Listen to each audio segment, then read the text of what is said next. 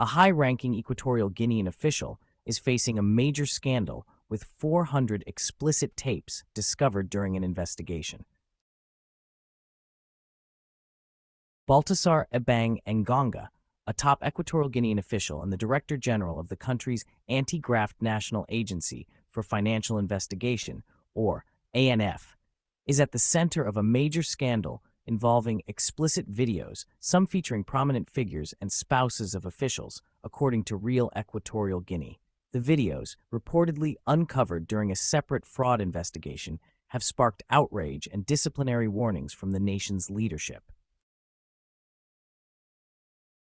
Officials discovered over 400 explicit videos allegedly featuring Engonga with various women, including relatives of government figures, when they searched his home and office as part of a fraud inquiry. The footage, found in his office premises, is reported to include encounters with the wives of several high-ranking officials, such as the sister of the president, the wife of the police director general, and around 20 ministers' wives, among others, allegedly. All encounters were allegedly recorded with the participants' consent, and scenes were reportedly filmed across various locations, including his office, hotels, and toilets.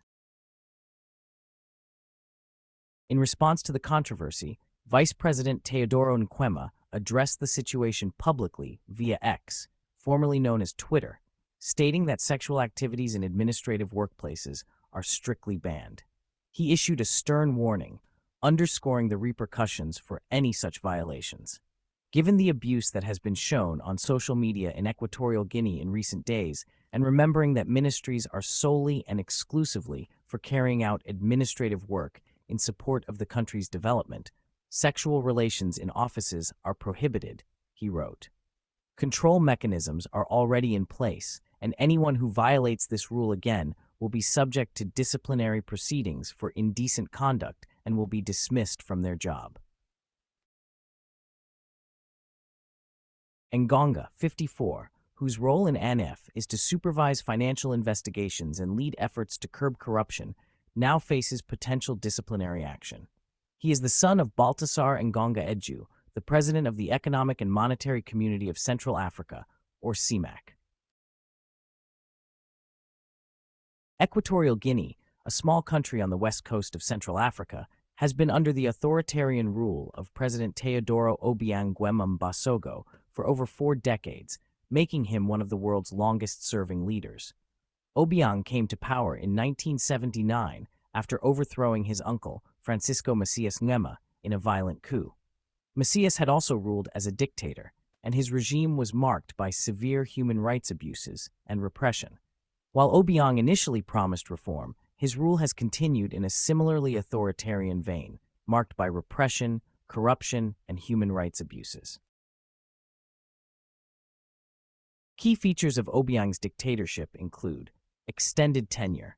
Obiang has maintained power for more than 40 years, largely through elections that are widely criticized by international observers as being neither free nor fair. These elections typically yield results, with Obiang winning upwards of 90% of the vote, often amid accusations of voter intimidation and election manipulation. Repression and human rights abuses. Obiang's government is known for cracking down on dissent and opposition. Political opponents, journalists, and activists face harassment, arbitrary detention, torture, and even exile. The country lacks a free press, and censorship is rampant, making it difficult for citizens to access unbiased information or voice criticisms. Corruption and wealth disparities. Equatorial Guinea is rich in oil and natural resources, which has created significant wealth, particularly after oil was discovered in the 1990s. However, much of this wealth is controlled by Obiang and his inner circle. Transparency International ranks Equatorial Guinea among the most corrupt countries in the world. Obiang and his family reportedly live extravagant lifestyles, often spending the country's oil revenues on luxury properties, cars, and other assets abroad, while the majority of citizens live in poverty. Power consolidation and dynastic ambitions. Obiang has placed many family members and close associates in powerful positions, effectively creating a dynastic rule. His son, Teodoro Obiang Mangwe, often called Teodorin, serves as vice president and has been groomed as his successor, despite facing numerous accusations of corruption and embezzlement abroad.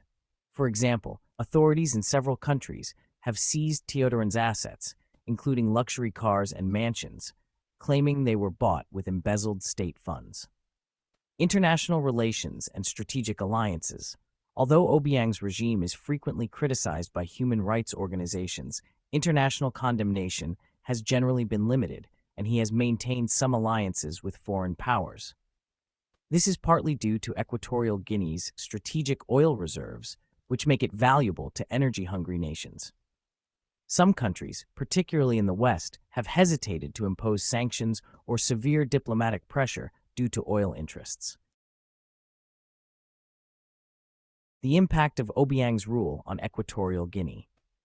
Obiang's dictatorship has led to a highly stratified society where a small elite group controls the majority of the country's wealth and power, while most citizens live in poverty, lacking access to basic services such as clean water, quality health care, and education. Infrastructure development has been limited, and where present, often concentrated in areas frequented by the elite. Future prospects. As Obiang ages, questions are emerging about the future of his regime. While his son Teodorin appears to be positioned as his successor, international legal challenges and domestic dissatisfaction could complicate this transition. Nonetheless, given the stronghold the Obiang family has on political and economic power, any change in leadership may likely continue along similar authoritarian lines. In sum, Teodoro Obiang Nguema Mbasogo's rule over Equatorial Guinea represents one of the clearest examples of a modern dictatorship characterized by corruption, repression, and dynastic ambitions. Despite international awareness of these issues, change within Equatorial Guinea remains uncertain. Equatorial Guinea is indeed one of Africa's most resource-rich nations, especially notable for its oil and natural gas reserves. Despite being one of the continent's smallest countries, it has vast deposits of hydrocarbons and other minerals, which have transformed its economy since the discovery of offshore oil in the 1990s. However, the benefits of this wealth have not been evenly distributed, and Equatorial Guinea remains marked by extreme inequality, with the vast majority of citizens living in poverty, while a small elite controls the country's wealth. The role of oil and natural gas in Equatorial Guinea. The discovery of oil in the mid-1990s radically changed Equatorial Guinea's economy. Once one of the poorest nations in Africa, it became one of the continent's largest oil producers and quickly saw one of the highest per capita incomes in Africa due to its small population and substantial oil revenues. Petroleum exports dominate its economy, accounting for around 90% of government revenue and nearly all of the country's export income. Equatorial Guinea holds significant proven oil reserves, particularly in offshore fields in the Gulf of Guinea. The government has sought to increase production through partnerships with multinational corporations, including American, European, and Asian oil companies. Oil production has fluctuated due to factors like global market prices, investment levels, and the depletion of certain reserves, but the sector remains the backbone of the country's economy. Equatorial Guinea has also developed its natural gas sector.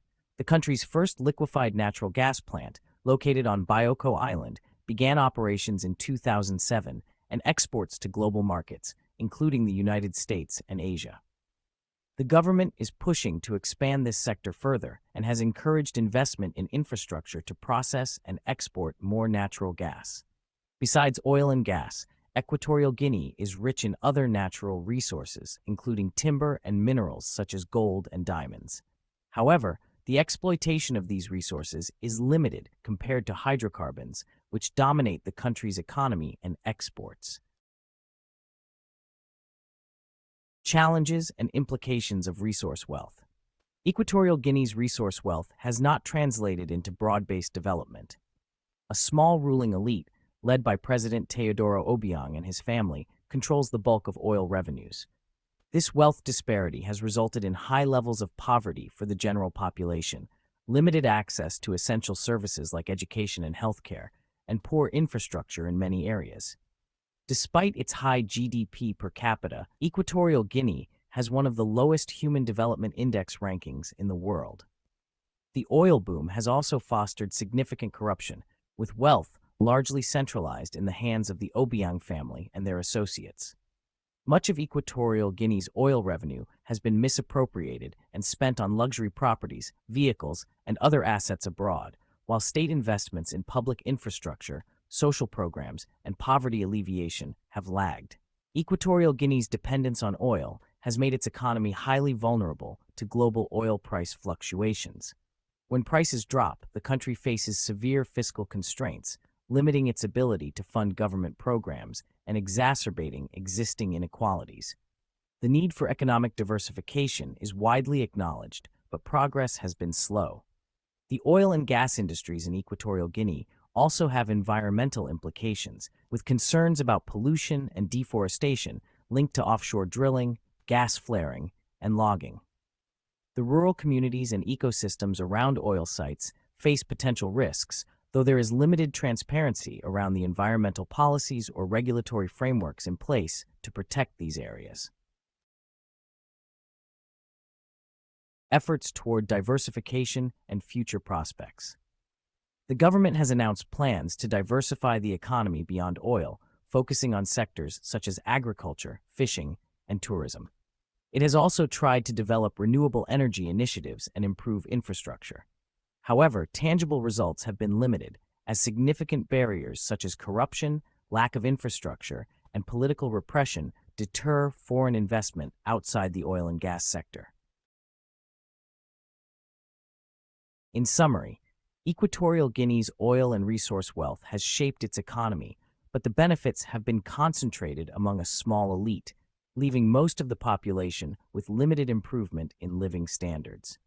Without greater transparency, economic diversification, and efforts to address corruption and inequality, the country remains vulnerable to economic shocks and social discontent, even as it remains an oil-rich nation on the African continent.